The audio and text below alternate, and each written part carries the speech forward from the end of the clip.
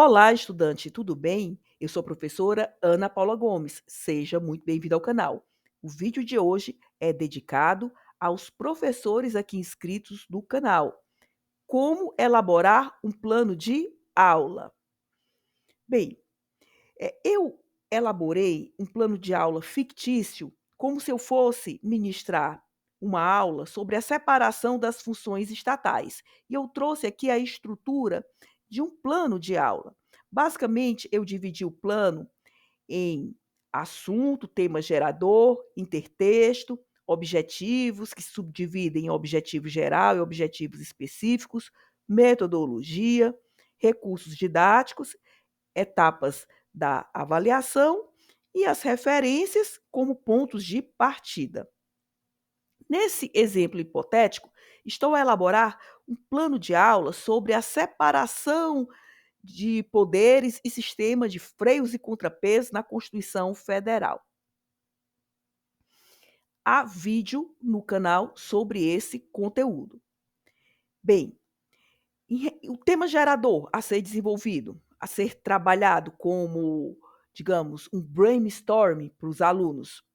Eu aqui trouxe a própria Constituição da República, que vai falar sobre a separação das funções estatais logo nos artigos 1º e 2º. Preste atenção. Parágrafo único do artigo 1º. Todo poder emana do povo, que o exerce por meio de representantes eleitos ou diretamente, nos termos desta Constituição. Artigo 2º. São poderes da União, independentes e harmônicos entre si, o legislativo, o executivo e o judiciário. Bem, a partir desse tema gerador, é possível se fazer um intertexto com a obra Política de Aristóteles. E aqui eu trouxe um pensamento aristotélico para impulsionar o estudo. A prudência é a única virtude natural em quem ordena. Eu, particularmente, gosto muito de começar minhas aulas com um pensamento filosófico. Eu considero um input bastante positivo para a abertura de mentes e corações. Por isso que nesse plano de aula eu já trago o intertexto entre a Constituição de 88 e a obra filosófica política de Aristóteles. Bem, todo plano de aula tem que ter objetivos. Os objetivos se desdobram em objetivos gerais e específicos. Bem, aos objetivos, né? É muito importante eles serem adequadamente definidos, e o livro do Libânio é um livro que valoriza muito a estipulação prévia de objetivos e seus desdobramentos em objetivo geral e objetivos específicos. Bem, objetivo geral desse plano de aula: discorrer sobre a separação das funções estatais e o sistema de freios e contrapesos no ordenamento constitucional brasileiro. Esse foi o objetivo geral. Objetivos específicos: contextualizar a embriogenia, ou seja, a raiz do que será investigado, ou seja, o corpus, na filosofia do direito. Esse é o primeiro objetivo específico. Segundo objetivo específico: historiar as funções estatais em todas as leis políticas brasileiras. Terceiro objetivo específico: contrapor as funções estatais típicas e atípicas na perspectiva dos freios e contrapesos. Por fim, problematizar o ativismo judicial contemporâneo.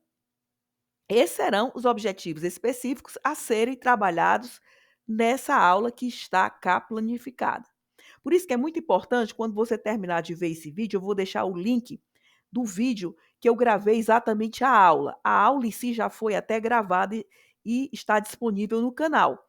Então, você vai ver o plano da aula e depois vai ver a aula em prática, para você perceber se esse plano de aula estava adequadamente evidenciado na própria aula. Porque o plano de aula deverá nortear a aula. A aula não pode ser engessada, mas, sem sombra de dúvida, para a aula transcorrer com começo, meio e fim, para que ela seja concatenada, é muito importante você ter um plano de aula bem feito. Então, eu vou deixar aqui também o link da aula propriamente dita, e você verá se esses objetivos específicos foram adequadamente trabalhados na aula. Bem, continuando. A metodologia é o caminho, nesse caso aqui, o caminho da aprendizagem. Qual será a metodologia desenvolvida? Eu gosto muito sempre de citar um autor que vai embasar meu raciocínio, e aqui eu trouxe o Pedro Demo. O Pedro Demo tem um pensamento que eu considero fantástico. Ele diz assim: o conhecimento científico não produz certezas, mas fragilidades controladas. Esse pensamento é de um livro dele do ano 2000 e, a meu ver, é assaz atual. Bem, de posse desse input, né? Qual a proposta metodológica dessa aula?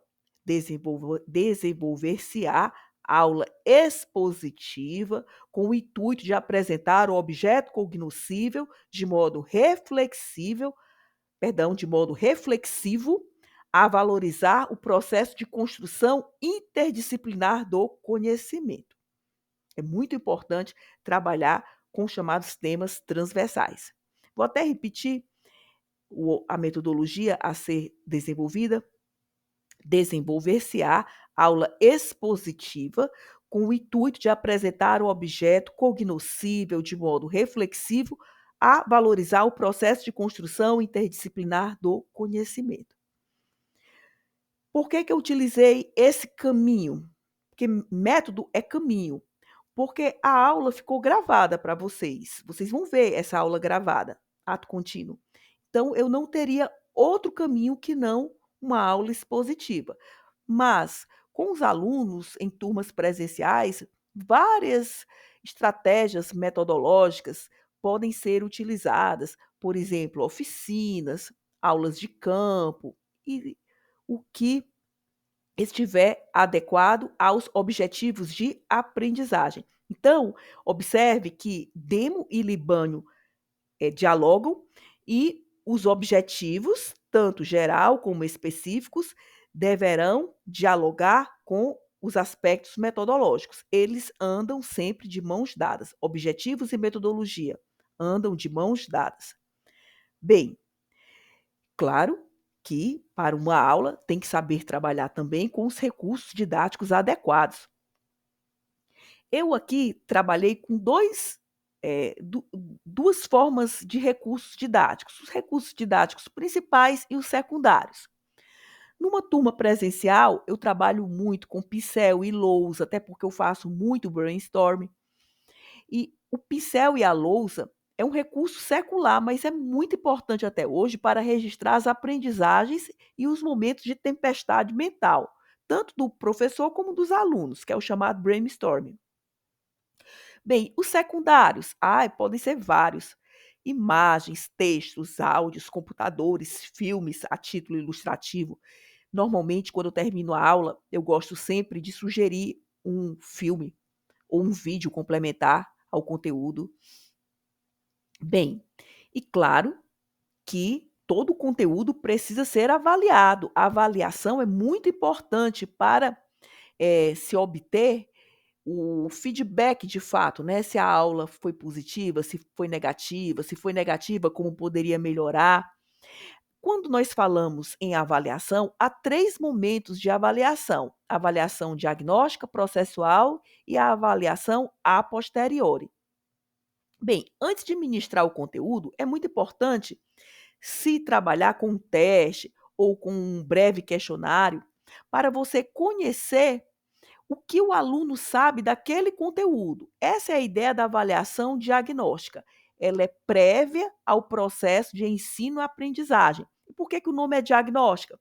Porque você irá diagnosticar o que seu público sabe. E de posse do que você percebe que ele sabe, você pode trabalhar com chamados pontos de ancoragem para desenvolver melhor o conteúdo.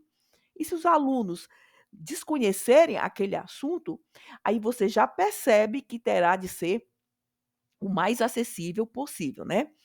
Bem, além da avaliação diagnóstica, há também a avaliação processual, que é uma avaliação formativa, que ela é realizada ao longo do ciclo de aprendizagem. Como é que poderíamos, nessa perspectiva, fazer uma avaliação processual? Via realização de atividades curriculares complementares voltadas ao aprendizado dos alunos, tais como exposições, feiras ou mostras acadêmicas e eventos de iniciação científica. Muito importante saber trabalhar adequadamente com a avaliação processual. Ela traz muita riqueza para o processo de ensino-aprendizagem. Normalmente, se tratando de ensino formal, é importante também, tem que se fazer uma avaliação a posteriori, e eu faria a avaliação a posteriori se os alunos eles não participassem adequadamente da avaliação processual. A avaliação a posteriori, normalmente eu como professora utilizo como um complemento, como um plus, tá certo? Se necessário for, a etapa classificatória do estudante.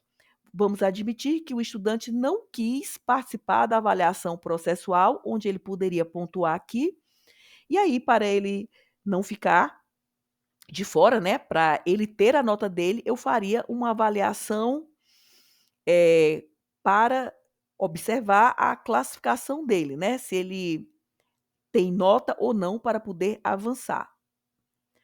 Bem, todo plano de aula, ele é de bom tom que você coloque as referências, né, porque o aluno, de repente, ele quer checar, ele quer estudar previamente o conteúdo a ser trabalhado, e claro que tudo o que eu citei aqui foi desenvolvido no plano de aula. Eu falei sobre Aristóteles, eu falei sobre a Constituição Brasileira, eu falei sobre o Pedro Demo, né, esse livro dele é maravilhoso, Metodologia do Conhecimento Científico.